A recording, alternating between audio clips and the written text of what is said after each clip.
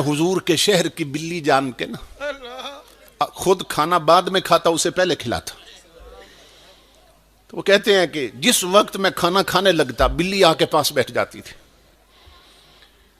تو مدینہ پاک میں میرے 3 دن رہ گئے تھے اور تیسرے دن میں نے واپس وطن آنا تھا انڈیا امرتسر میں. میں نے جب کھانا شروع کیا نا کھانا کھولا دسترخوان لگا بلی آ کے بیٹھ گئی جیسے پہلے بیٹھتی تھی. میں نے نا روٹی کے ٹکڑے بنانے شروع کیے اور میں دل میں سوچنے لگا دل میں کہ یہ بلی میرے ساتھ مانوس ہو گئی ہے گھل مل گئی میرے ساتھ آ کے پاس بیٹھی رہتی ہے. تو لوگ مدینہ پاک سے نا تسبیح لے جاتے ہیں عطر لے جاتے ہیں تو میں حضور کے شہر کی نشانی بنا کے اس بلی کو ساتھ لے جاؤں گا ہندوستان ساتھ لے جاؤں. کہتے ہیں میں نے دل میں یہ بات سوچی اللہ کی عزت کی قسم بلی کھانا چھوڑ کے چلی گئی. وہ کتنے احمق ہیں جو کہتے ہیں نبی کو دیوار کے پیچھے کی خبر نہیں.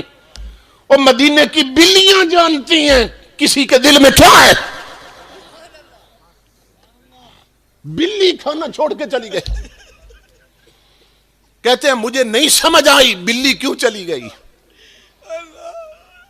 خیر مسجد میں اذان ہوئی میں نماز پڑھنے گیا تو میرا معمول تھا کہ جب نماز پڑھتا نا مسجد نبوی میں تو حضور کی جالیوں پہ سلام پیش کر کے پھر ہوٹل پہ آتا تھا. تو وہ کہتے ہیں جب میں نماز پڑھ کے جالیوں پہ سلام پڑھنے گیا تو بلی جالیوں کے پاس بیٹھی تھی. مجھے پھر بھی خیال نہیں آیا کہ یہ راز کیا ہے. کہتے ہیں ہوٹل پہ گیا اگلی اذان ہوئی پھر نماز پڑھنے گیا عشاء کے وقت دیکھا تو بلی وہیں بیٹھی تھی. میرے دل میں یہ بات آئی کہ اس کا مطلب یہ ہے کہ یہ جو جالیاں ہیں نا بلی کا ٹھکانہ ہے پکا ٹھکانہ یہ ہے اور بھوک لگتی ہے تو پھر ہوٹلوں پہ چلی جاتی. تو چلو آخری سلام پیش کرنے آنا تو ہے حضور کی بارگاہ میں تو میں حضور کے شہر کی بلی یہیں سے پکڑ کے نہ ساتھ لے جاؤں گا. تو کہتے ہیں مدینہ میں میری آخری رات تھی اور میں نے ٹوکرا یا پنجرا بھی خرید لیا تھا مدینہ پاک سے جس میں بلی کو ڈال کے میں نے لانا تھا. حاجی اسماعیل کہتے اللہ کی عزت کی قسم لوگوں جب رات کو میں سو گیا میری قسمت جاگ گئی. میں نے خواب دیکھی تاجدار انبیاء تشریف لے آئے. امام الانبیاء نے مجھے آ کر فرمایا میں قدموں پہ گرا. میں نے عرض کی اللہ کے حبیب بڑا کرم کر دیا مجھے اپنا دیدار عطا کر دیا. امام الانبیاء نے فرمایا حاجی اسماعیل تو اس قابل نہیں تھا تجھے دیدار کرایا جاتا مگر مجھے آنا پڑا. میں نے عرض کی آقا کیسے تشریف لائے. امام الانبیاء نے فرمایا حاجی اسماعیل خود جا سکتے ہو میرے مدینے کی بلی نہیں لے جا سکتے ہو. میں قدموں پہ گرا. میں نے عرض کی اللہ کے حبیب میں نے کسی کو ذکر نہیں کیا کسی کو بتایا تک نہیں کہ میں بلی لے جا رہا ہوں. آپ کو کیسے پتا چلا.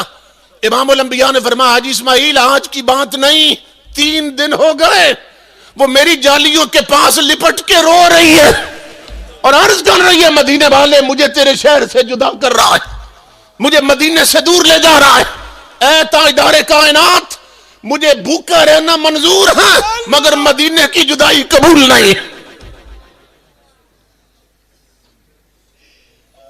اور جس نبی سے بلیاں محبت کریں ہرنیاں محبت کریں بکریاں محبت کریں انسان مدینے کی جدائی میں نہ تڑپے اس کی آنکھوں کے پیمانے نہ چھلکیں تو وہ جانوروں سے بھی بدتر ہے.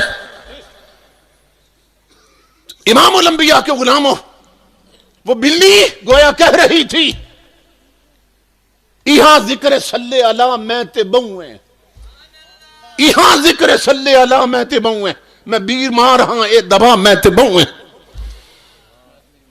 اے نعمت دی میں کو ضرورت نہیں کہیں مدینے دی مٹھڑی ہوا میں تے بہویں.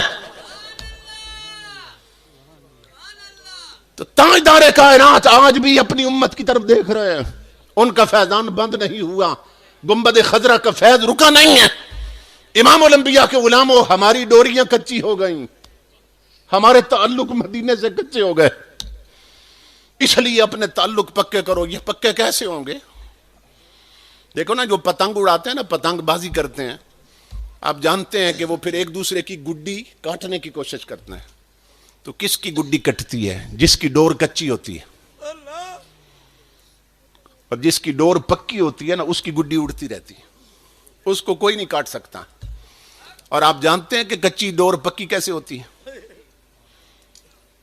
وہ کچا دھاگا ہوتا ہے، اس کو کیا کرتے ہیں، کچ پیس کر نا اوپر رگڑتے ہیں، تو وہ کچی ڈور اندر سے باہر تک زخم کھاتی ہے۔ جب رگڑے کھاتی ہے نا اور زخمی ہوتی ہے تو نتیجہ یہ نکلتا ہے وہ کچی پھر پکی ہو جاتی۔ تو اس لیے امام الانبیاء کے غلاموں، سجدوں کے رگڑے کھاؤ تاکہ مدینے کی کچی ڈور پکی ہو جائے۔ یہ ٹچ موبائل چھوڑو ہاتھوں میں اور جیب میں سورہ یاسین رکھو تاکہ کچی ڈوریں پکی ہو جائیں۔ چلتے پھرتے مدینے والے پر درود و سلام پڑھا کرو تاکہ کچی ڈور پکی ہو جائے۔ تو موت مٹانے نہیں آتی، یہ تاجدار کائنات سے ملانے آتی ہے، یہ اللہ رب العزت کا قرب دینے آتی۔